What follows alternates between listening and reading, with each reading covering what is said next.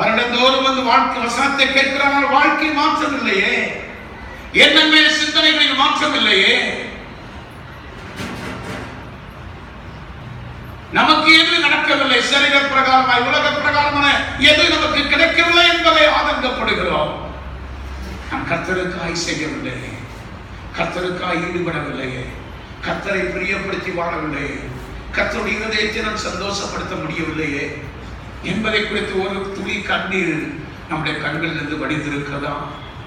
கண்ணீர் வடி. நம்ம காரியம் நிறைவேறாததுனால, நம்ம வீட்டு பிரச்சனை தீராததுனால, நம்முடைய பிள்ளைகளுக்கு நல்ல காரியம் நடக்காததுக்காக கண்களிலிருந்து கண்ணீர் தாரையாய் ஓடுது. ஆனால் கர்த்தருக்காய் நான் செயல்பட முடியாமல் இந்த வருஷத்தை வீணாக்கி விட்டேனே என்கிற கண்ணீர் நம்முடைய கண்களிலிருந்து வடிகிறதா? அப்படி இல்லாததுனாலதான் ஒவ்வொரு வருஷம் வந்தாலும், எத்தனை புது வருஷம் வந்தாலும் காரியம் அது எப்போதும் போலதான் நடக்குது. வாழ்க்கையில ஏமாற்றம், சஞ்சலம், தவிப்பு தான் இருந்துகிட்டே இருக்கு. போராட்டமா இருக்கு, பிரச்சனையா இருக்கிறது. ஒரு சந்தோஷமான நிறைவுள்ள ஒரு ஆண்டை அனுபவிக்க முடியாமல் இருக்கலாம்.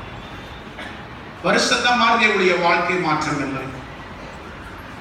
வருடங்களும் நாட்களும் மாறுகிறது. ஒவ்வொரு நாளும் புதிய புதிய மணி நேரங்களையும், புதிய புதிய நாளையும், புதிய வாரங்களையும், புதிய மாதத்தையும் கர்த்தர் தந்து கொண்டிருக்கிறார். ஆனால் நாம் எதிர்பார்க்கத்தக்கதான ஒரு பெரிய மாற்றம் நம்முடைய வாழ்க்கையில் ஒரு நிறைவு வரவில்லையே. காரணம், நம்முடைய வாழ்க்கையில் இருக்கிற முதலிட முக்கியத்துவம் மாறவில்லை.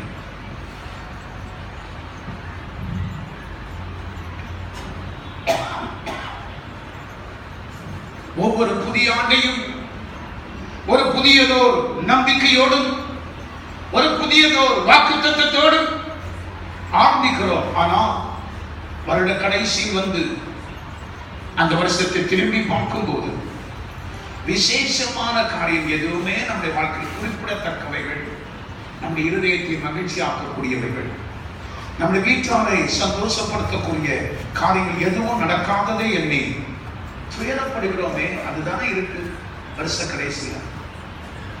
மகிழ்ச்சியாய் ஆண்டவரை நான் தொழுது கொள்வேன், ரட்சிப்பின் பாத்திரத்தை எடுத்துக்கொண்டு என் தேவனுடைய நாமத்தை நான் தொழுது கொள்வேன் என்று சொல்கிற சந்தோஷத்தின் அனுபவம் அநேகருக்கு இல்லை.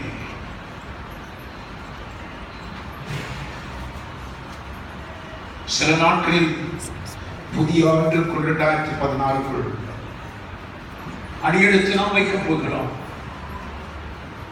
நாம் முதலாவது எப்படி வாழ்ந்தால் ஆண்டு முழுவதும் 2016 முழுவதும் நீங்களும் நானும் ஒரு நிறைவையும் ஆசீர்வாதத்தையும் சந்தோஷத்தையும் மகிழ்ச்சியும் அனுபவிக்க முடியும். நமக்கு வரப்போகிற 2016 ஆண்டு ஆசீர்வாதமாக இருக்கும் என்பதை இந்த நாளில் சிந்திப்பது ரொம்ப நல்லது. பக்கத்தில் பார்த்து சொல்றேன், வரப்போகிற 2016 ஆண்டு உங்களுக்கு எனக்கும் நம்ம வீட்டாருக்கும் நம்முடைய சபையாருக்கும் ஆசீர்வாதமாக நிறைவுள்ளதான மகிழ்ச்சியான ஒரு ஆண்டாக இருக்க வேண்டும் என்பதை, அதுக்கு நாம என்ன செய்யணும் என்பதை இன்னைக்கு நாம் சிந்தித்து பார்க்கணும்.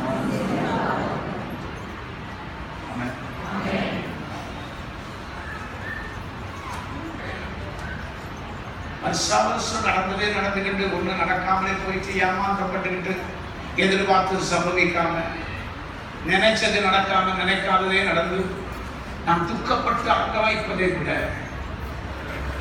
இன்னைக்காவது 2014 வருஷம் முடிஞ்சு போச்சு. இந்த 15ஆம் ஆண்டு முடிய போகுது. நீ அடுத்த ஆண்டு 2016 இந்த வருஷம் முடிஞ்ச மாதிரி முடியக்கூடாது. அதுக்கு நீங்கள் நான் ஒரு தீர்மானம் எடுக்கலாம். இந்த 2016 ஆண்டா என்னை மகிழ்ச்சியின் ஆண்டா, சந்தோஷத்தின் ஆண்டா, நிறைவின் ஆண்டா, ஆரோக்கியத்தின் ஆண்டா, சுகத்தின் ஆண்டா, எல்லா ஆவிக்குரிய நிறையிலும் உயர்ந்து போகிறேன். கடந்த ஆண்டுகளை காட்டிலும் இந்த புதிய 2016 அதிக நேரம் தேவ சமூகத்தில் உங்களை காட்டிருக்க தெய்வ சமூகத்தில் அமர்ந்திருக்கிற தேவனுக்காய் பற்றி எரிகிற ஒரு இருந்து பிரகாசிக்கிற விளக்காக அநேகரை நீதிக்குட்படுத்துகிற நிலையில் நான் மாறணும். அப்போ ஆண்டவர் என் சூழ்நிலைகளையும் என் குடும்பத்தையும் என் தொழிலையும் செய்யும் வேலைகளையும் படிப்பையும் அவர் நல்லபடியாக மாற்றி அமைத்து சேமத்தையும் அவர் சுபிட்சத்தையும் செழிப்பையும் எனக்கு கட்டளையிடுவார். ஆகவே எனக்கு அது முக்கியமல்ல, என் சரீர பிரகாரமானது முக்கியமல்ல, என் தேவனுக்கு அடுத்தவைகளை எனக்கு முக்கியம் என்று கருதி ஒரு தீர்மானம் எடுக்க வேண்டியது மிக மிக அவசியம். உங்களுக்கு இன்னது வேண்டும் என்பது அவருக்கு தெரியும். உங்களுக்கு இன்னது தேவை என்பது அவருக்கு தெரியும். வாய் விட்டு சொன்னாதான் தேவை. இவங்க உங்களுக்கு எனக்கு இருக்குன்னு அவருக்கு தெரியாது. நல்லாவே தெரியும் என்னது வேணும். அவர் சொல்றார், முதல்ல நீ என்ன தேவைன்னா இதை கேட்காமலே நான் உனக்கு தருவேன். நீ அதுக்கு போய் தேடுற, அதுக்கு முக்கியத்துவம் செலுத்துற, அதுக்கு ஜெபம் பண்ற. என்னை ஆசீர்வதிங்க, என் பிள்ளைய உயர்த்துங்க, நல்ல வரன் வரணும், நல்ல வீடு கட்டணும், சுகபோகமா இருக்கணும், அதை கேட்கிறையே. நல்ல வேலை வேணும், நல்ல தொழில் வேணும், காரிய சித்தி வேணும், அதை கேட்கிற. ஆனா ஆண்டவரே, நான் அதிகமா செபிக்கிற ஜெபமாகிய எனக்கு தாங்க. நான் கடந்த ஆண்டவரே, இந்த ஆண்டு உங்களுடைய பாதத்தில் கதரை அழுது ஆத்மாக்களை ஆதாயம் கொள்ளக்கூடிய கிருபை எனக்கு தான். நான் நடந்து போகிற வரும்போது மக்கள் என்னென்றே வந்து நான் ரட்சிக்கப்படுவதற்கு ஆண்டவமாறு நான் என்ன செய்யணும் எனக்கு சொல்லுங்க என்று சொல்லக்கூடிய மக்களை என்னிடம் அனுப்பும் ஆண்டவரே. என்னால போய் ஒருத்தட்ட புதுதா பேச முடியல, ஆனா என்கிட்ட வந்தவங்களுக்காக நான் சொல்ல முடியும். அப்படிப்பட்ட கிருபையை எனக்கு தாங்க நம்ம கேட்கிறோமா?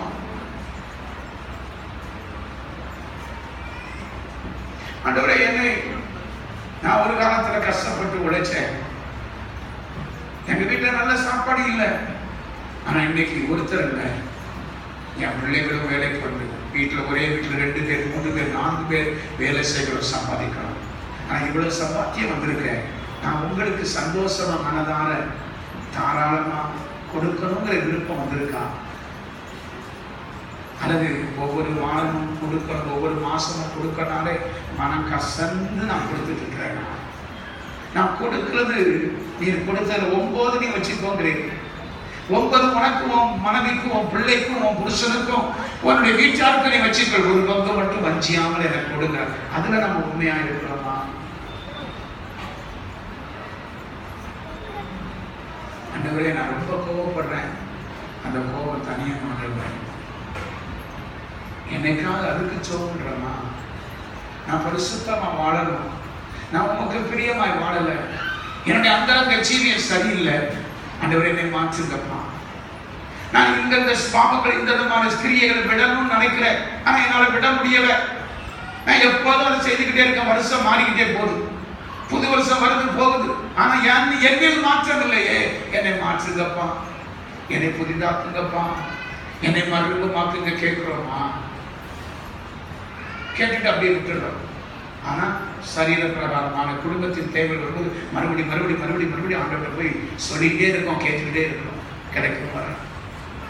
ஆனா ஆவிக்குரிய ஜீவியத்தில் ஆவியின் கனிகளையோ, வரங்களையோ, ஈவுகளையோ, ஆத்துமாக்களையோ, நாம் செயல்பட வேண்டிய காரியங்களையோ திரும்ப ஆண்டவரத்தில் கேட்டு இருக்கிறோமா?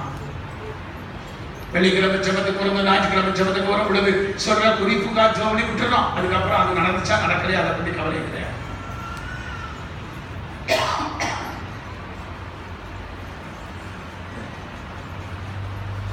இன்னும் சில நாட்களில் புதிய ஆண்டிற்குள் அடியெடுத்து வைக்க போகிறோம். நாம் முதலாவது எப்படி வாழ்ந்தால் வரப்போகிற 2016 ஆண்டு முழுவதும் நமக்கு ஆசீர்வாதமாக இருக்கும் என்பதை சிந்திப்போமாக. தேவ உறவில் வாழ்வதற்கும், தேவ சித்தத்தின்படி வாழ்வதற்கும், தேவ நோக்கம் நம்மிலே நாம் அவர் தேவ நோக்கம் சார்ந்து வாழ்வதற்கும் நம்மை எந்த அளவு ஆயத்தப்படுத்த இப்பொழுது பின்தங்கி இருக்கிறோமோ அதை உணர்ந்தால் 2015 சில நாள் முடிய போகும். இந்த இருக்கிற 2 சில நாட்களில் ஆகும். இந்த வருஷத்தையும் போன வருஷத்தையும் கடந்த ஆண்டுகளையும் நான் வீணாக்குறது போல 2016 ஆண்டு நான் வீணாக்க கூடாது. ஆண்டவரே, உமக்கு அடுத்த காரியங்கள் நான் சொல்ல நீர் எனக்கு உதவி செய்யும். அதற்கான காரியங்களை சிந்திப்போம். ஆண்டவர் பேசி இருக்கிறார்.